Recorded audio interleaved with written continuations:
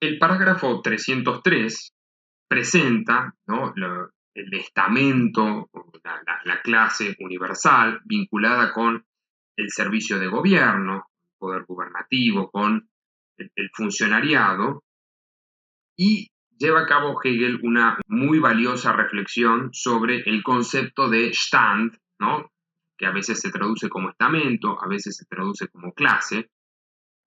Podemos primero prestar atención a ello, que está al final del parágrafo. Hegel afirma: si bien en las representaciones de esas llamadas teorías se han separado completamente las clases, ¿no?, Stände, de la sociedad civil, de los estamentos, Stände en sentido político, la lengua alemana ha conservado, sin embargo, en la palabra Stand, una unión que, por otra parte, existía anteriormente. El traductor al español, Bermal, él señala que utiliza estamento o clase según el sentido. Hegel aquí está diciendo que quiere conservar ese término, a pesar de su linaje y de su procedencia propio de una comprensión prerevolucionaria, por así decir, o un sentido premoderno de la comprensión del mundo social, porque precisamente que tiene ese sentido económico, ese sentido político, ¿no? Y aquí, por ejemplo, podemos pensar en que en el parágrafo 243, ¿no?, muy comentado, muy visitado por la tradición revolucionaria, 243, 244, Hegel se refiere al término clase, ¿no?, K y doble S, en un sentido precisamente económico, ¿no?, donde habla de la dependencia y la miseria de la clase ligada al trabajo, la caída por debajo de un nivel mínimo de subsistencia. Allí el concepto de clase, que luego Marx le dará un sentido técnico en los textos juveniles y posteriormente en los textos de la crítica de la economía política, aparece aquí en una instancia, por así decir, precedente. La clase, en ese sentido propiamente económico, está, digamos, tipificada, está teorizada en el sistema de las necesidades, y la diferencia con el concepto de plebe, pero aquí, en la asamblea de estamentos, en la composición estamental de la sociedad y su articulación política en la asamblea o en, digamos, en el servicio de gobierno, en el funcionariado, Hegel preserva el término estamento. Digamos, por eso me parece que es más fiel al texto hegeliano hacer una traducción como estamento más que como clase, porque Hegel está interesado, a pesar de, digamos, de su plena comprensión de las consecuencias y de los derroteros de la Revolución Francesa y de las implicancias jurídico-políticas para pensar el nuevo orden que se constituye no solamente en Francia, sino también en Alemania y gran parte de Europa a partir de la exportación de la Revolución. Hegel quiere resignificar ese concepto, así como lleva a cabo una resignificación del concepto de privilegio o del concepto de constitución, decimos. Él lleva a cabo una intervención sobre esos conceptos que están en plena disputa para tipificarlos al interior de su monarquía constitucional, de su teoría de la monarquía constitucional y de sus fundamentos filosóficos. Hegel señala en el comienzo del 303, ¿no?, en el elemento que en el poder legislativo forma la asamblea de los representantes de los estamentos, la clase privada alcanza, la clase, el estamento, alcanza significación y eficacia políticas. Y aquí él nuevamente busca señalar que, digamos, la mutua vinculación subsidiaria del organicismo político que él teoriza entre los diferentes poderes y de la participación, en especial de la relación, del vínculo entre el legislativo y el gubernativo, ¿no? Y cómo, de qué manera, no hay una representación o no hay una articulación en términos meramente individuales o meramente partidarios. Pensemos en que, por ejemplo, Hegel no está tipificando o determinando la representación política a través de una sociedad, a través de partidos políticos, tal y como lo conocemos nosotros, sino que la representación gira en torno a elementos que provienen del mundo del trabajo, ¿no? La representación de las diferentes esferas de la sociedad organizadas en torno a estamentos y ulteriormente a corporaciones, en un sentido lo podemos repetir, ya lo han mencionado otros colegas, que se diferencia de la noción de corporación tal y como la entendemos hoy.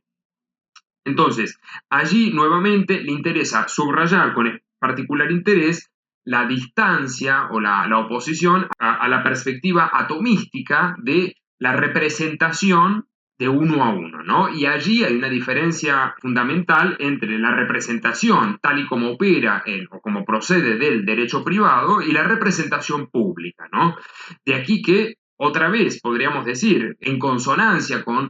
preocupaciones frecuentes que aparecen en nuestra esfera pública, la representación no se da de individuos aislados, ¿no? Cuán frecuentemente escuchamos la idea de que, bueno, este diputado o esta diputada no me representa, no me siento representado. Bueno, uno podría decir con Hegel, los diputados, las diputadas nunca tienen que representar ni los sentimientos, ni las consideraciones particulares, atomísticas, individuales de los sujetos de una sociedad, sino que representan esferas de la sociedad, representan intereses, representan tensiones, representan un objeto que lo constituye la representación misma y que procede de esa escisión, esa articulación que Hegel ha presentado en los parágrafos precedentes en torno al mundo del trabajo, a los estamentos, a las corporaciones. Por supuesto, uno puede objetar, criticar, llevar a cabo un juicio acerca de la actividad de cualquier miembro del Parlamento, de los ministros. Hegel no está afirmando que eso no pueda llevarse a cabo. El punto es que no debe llevarse a cabo, no debe producirse o efectuarse a partir del sentimiento singular de cada uno o a partir de ese juicio, ¿no? Esa idea de que la representación constituye una traición. No es una traición respecto de los individuos. ¿Puede llegar a serlo? No lo sabemos, pero en todo caso, el elemento para juzgarlo siempre es respecto del sistema de mediaciones que está presente en la Constitución, que está presente en la eticidad, en el conjunto de relaciones éticas objetivas. Quizás podríamos decir, en el caso del Reform Bill, al cual ya nos hemos referido anteriormente, Hegel podría decir, en la medida en la cual hay ciudades que están subrepresentadas y que están sobrerepresentadas, y en la medida en la cual esa distorsión de representación se ha constituido en un botín político, objeto de negociación para sancionar leyes, para tomar medidas de gobierno, bueno, allí sí hay una representación que está absolutamente desplazada respecto del asidero que tiene en el conjunto de la sociedad, en las instituciones políticas y pensándolo hobbesianamente en la constitución misma de ese objeto de representación, ¿no? Me parece que ese desplazamiento, leído quizás en tradiciones críticas del Estado como tradición, Hegel lo recupera a través de estas reflexiones, ¿no? Siempre el punto de análisis, el juicio a través del cual es posible llevar a cabo una crítica es el de las mediaciones, no el del atomismo. Y eso les recomiendo que revisen el parágrafo 75, el parágrafo 100, el parágrafo 258, constituye uno de los pilares de la crítica al justnaturalismo moderno, ¿no? En particular podemos señalar en el caso de Rousseau, pero también a Kant, a Fichte, digamos, la figura del individuo es algo de alguna manera situado como fundamento del Estado. Y Hegel sostiene que el individuo no puede estar ausente en el fundamento del Estado, pero que esté presente en el fundamento del Estado no quiere decir que el Estado dependa de un origen. El Estado no tiene que contener el momento del individuo, pero la dignidad del Estado no puede depender de un pacto social que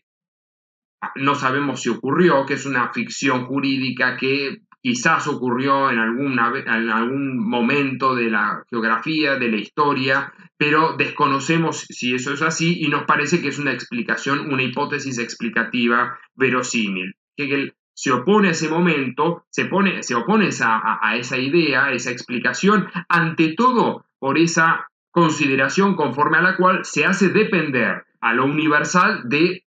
lo individual, del momento individual. Pero bueno, como les decía, pueden recuperar esos razonamientos en los parágrafos 75, 100 o 258.